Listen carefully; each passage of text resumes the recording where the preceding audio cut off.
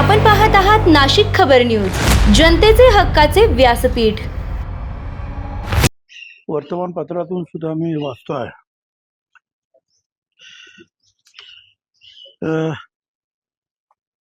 फारसं मला काय माहिती नाही या कॅप्टन थोरात बद्दल, पण माझे लोक सांगतात की आपल्याला पण काही लोक सांगत होते की त्यांच्याकडे जाऊन हातबीत काय ते अंकशास्त्र बघावं निवडणुकीचं वगैरे, पण मी काय गेलो नाही, जाऊ शकलो। अंधश्रद्धेपासून दूर राहिलं पाहिजे असं माझं मत आहे। ठीक आहे, मंदिर आहेत, मंदिरामध्ये तुम्ही ध्यान धारणा करा, योगा करा, प्राणायाम करा, दर्शन घ्या। काही चांगलं काम करणारे सुद्धा जे आहेत, गुरुजी वगैरे आहेत, ते समाजाची सेवा वगैरे करतात। पण अशा काही लोकांमुळे जे आहेत, मग ते सगळे एकजात बदनाम होतात। तर आता यांच्याकडे सुद्धा बरीच मोठी मोठी मंडळी येत होते। आता ज्या रुपाली चाकणकर त्या पुण्याच्या, त्यांना काय माहिती इकडे, त्यांना सुद्धा कोणीतरी तिकडे नेलं असेल, कोणी नेलं काय कल्पना नाही, पण नेलं असेल ना कोणीतरी। पण राजकारणामध्ये, समाजकारणामध्ये असलेल्या लोकांनी ह्या सगळ्यांच्या बाबतीमध्ये मला असं वाटतं की काही सीमा आखून ठेवल्या पाहिजेत। कारण आपण जे करतो त्याचा सगळा परिणाम जो आहे हा आम जनतेवर होतो। कारण आम्ही लीडर आहोत, पुढारी आहोत। मग हे मंत्री जातात, मग आपल्याला जायला काय हरकत आहे, एवढा मोठा मनुष्य दिसतं, असा हा प्रभाव पाडण्याचे सुद्धा प्रकार खूप होतात। पण ठीक आहे, आता पोलीस चौकशी करतायत, त्याच्यामध्ये काय ते सत्य जे आहे ते बाहेर येईल, आणि त्यांनी जर आणखीन काही चुकीच्या गोष्टी केल्या असतील तर पोलीस त्या संदर्भामध्ये निश्चितपणे जे आहे कारवाई करतील। चाकणकरांचा जर विषय बघितला तर त्यांच्या संस्थांवरच त्या होत्या, त्यामुळे चाकणकरांचा जर विषय बघितला तर त्या खऱ्याच्या संस्थांवरच सदस्य होत्या चाकणकर, त्यामुळे त्या विरोधकांच्या टीकेच्या धनी ठरल्या आहे ना। आता सतत आपण जायला लागलो आणि एखाद्याला मदत करायला लागलो की मग कोणतरी त्यांना आपल्या संस्थेवर सुद्धा घेतातच, की चला बाबा मोठी माणसं आहेत, मोठ्या पदावरचे लोक आहेत, आपल्याला मदत होईल, आपल्या संस्थेला मदत होईल म्हणून घेतात। घेतला असेल त्यांना। महिला आयोगाचा राजीनामा घेण्यात आला आहे त्यांच्याकडून, रुपाली चाकणकरांकडून। पक्षाच्या महिला प्रदेश अध्यक्ष पदाचाही राजीनामा घेतला जाणार असल्याची चर्चा आहे।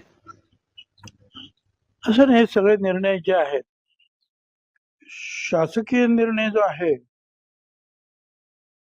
आयोगाचा, हा भाग शासनाबरोबर, गव्हर्नमेंट बरोबर येतो, ज्याच्यामध्ये मुख्यमंत्री सुद्धा आहेत, निर्देश देणारे, आदेश देणारे, माहिती देणारे, घेणारे, चौकशी, त्यांच्याबरोबर चर्चा करूनच उपमुख्यमंत्री जे आहेत ते निर्णय घेतील। आणि पक्षाच्या ज्या महिला अध्यक्ष आहेत या संदर्भामध्ये पूर्ण अधिकार जे आहेत हे पक्षाला आहेत,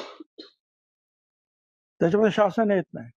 आता त्या बाबतीत काय करायचं आहे ते पक्षश्रेष्ठी आहेत, त्या आपल्या उपमुख्यमंत्री ताई आहेत, सुनेत्राताई, ही सगळी मंडळी बसून चर्चा करतील आणि ठरवतील। पण सुनेत्राताई या राज्याच्या पहिल्या उपमुख्यमंत्री आहेत महिला, आणि त्यांनी या प्रकरणामध्ये तातडीनं त्यांचा राजीनामा घ्यायला हवा अशी पण मागणी होती। मागणी तर आपण करतोच आहोत, पण एखादा आरोप झाल्यानंतर त्याच्यामध्ये किती तथ्य आहे, काय आहे, हे 1-2 दिवस समजून तर घ्यायला पाहिजे की नाही। पण आमच्यासारख्यांना किंवा सुनेत्राताईंना सुद्धा उपमुख्यमंत्री अनेक कामं असतात, कुठे हा कार्यक्रम, तो कार्यक्रम, त्याच्यातून हे सगळं बघायचं असतं। त्याच्यामुळे काय सत्यता आहे हे तपासल्याशिवाय झटपट असा राजीनामा घेणं सुद्धा योग्य ठरत नाही, तो मग अन्याय होईल।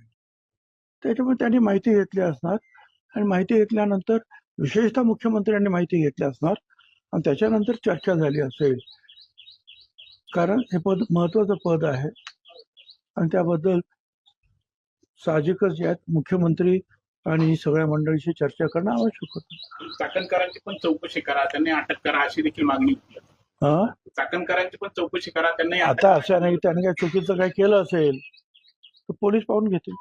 साहेब, महिलांच्या लैंगिक शोषणासोबतच खरं ते अनेक ठिकाणी शेतकऱ्यांची बळजबरी जमिनी बळकावल्या असे देखील प्रकार आता समोर यायला लागले. म्हणजे विशेषतः सिन्नर असेल, शिर्डी असेल तर. आता असं आहे ना की त्यांना अरेस्ट झालेली आहे. जोपर्यंत हा पॅन्डोरा बॉक्स उघडत नाही तोपर्यंत सगळे दबून असतात.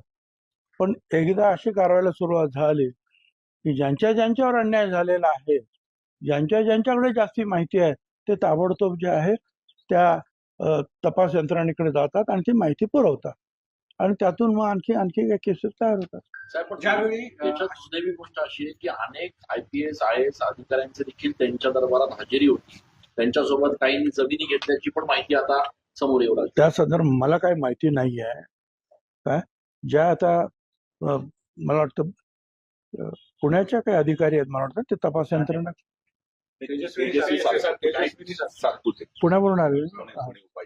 तर त्या मला असं वाटतं की अतिशय निर्भयपणे आणि निपक्षपणे या सगळ्याची माहिती घेते, मुख्यमंत्र्यांशी सुद्धा चर्चा करते. त्यांनी कोट्यवधीची माया गोळा केली आहे, संपत्ती त्यांनी गोळा केलेली आहे, त्याची चौकशी व्हायला पाहिजे अशी देखील. अरे सगळ्यांची चौकशी होईल सांगतो ना आता. ज्यावेळी कॅप्टन करतला अटक करण्यात आली त्यावेळेस पोलिसांनाच त्यांनी शाप दिला की तुमचं बरं वाईट मी तुम्ही माझ्यावरती तुम्हाला आम्हाला अटक करताय, तुमच्यावर कोप होईल. म्हणजे सगळ्या पोलीस डिपार्टमेंटवर कोप होईल. सध्या तरी पोलीस डिपार्टमेंटचा कोप त्यांच्यावर झालेला आहे. साहेब, संजय राऊत यांनी असा आरोप केलाय. संजय राऊत म्हणतायत की भाजपचं सरकार उलथून टाकण्यासाठी तांत्रिक प्रयोग कॅप्टन खरातकडनं केले जात होते आणि म्हणून देवेंद्र